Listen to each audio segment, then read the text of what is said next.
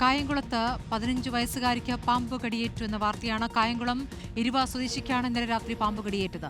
കായംകുളം ആശുപത്രിയിൽ എത്തിച്ച antivenom 5 dose കൊടുത്ത ശേഷം നൂറനാട് സ്വകാര്യ ആശുപത്രിയിൽ പ്രവേശിപ്പിച്ചിരിക്കുകയാണ്. മനീഷ് മഹിപാൽ വിവരങ്ങളുമായി. മനീഷ്, എങ്ങനെയുണ്ട് കുട്ടിക്ക് ആരോഗ്യനില? അപകടനില തരണം ചെയ്തു? കൃതി അപകടനില തരണം ചെയ്തതായിട്ടാണ് നിലവിൽ നൂറിനാടുള്ള സ്വകാര്യ ആശുപത്രിയിലെ ഡോക്ടർമാർ പറയുന്നത്. ഇന്നലെ രാത്രി 6 മണിക്ക് ശേഷമാണ് അനാമിക 15 വയസ്സാണ്. കായംകുളം എരുവത്തറയിൽ വീട്ടിൽ സന്തോഷ് കുമാറിന്റെ മകളാണ് 15 വയസ്സുകാരി അനാമിക. അനാമികയെ വീടിന്റെ സമീപത്ത് വെച്ചാണ് പാമ്പ് കടിച്ചത്.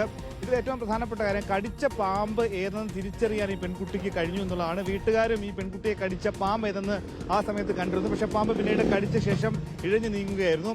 അതുകൊണ്ട് തന്നെ ആശുപത്രിയിൽ എത്തിച്ച സമയത്ത് പ്രാഥമികമായി നടത്തിയ പരിശോധനയിൽ തന്നെ കുട്ടിക്ക് പാമ്പ് കടിയേറ്റ ലക്ഷണങ്ങൾ ഉണ്ടായിരുന്നു.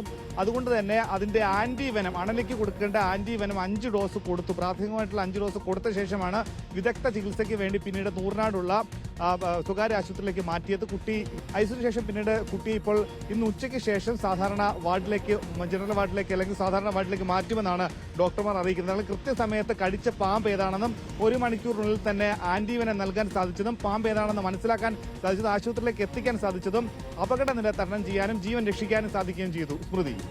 ശരി, മനീഷ് മഹിപാലാണ്. പാമ്പ് കടിയുടെ ഒരു വാർത്ത കൂടി റിപ്പോർട്ട് ചെയ്യപ്പെടുകയാണ്.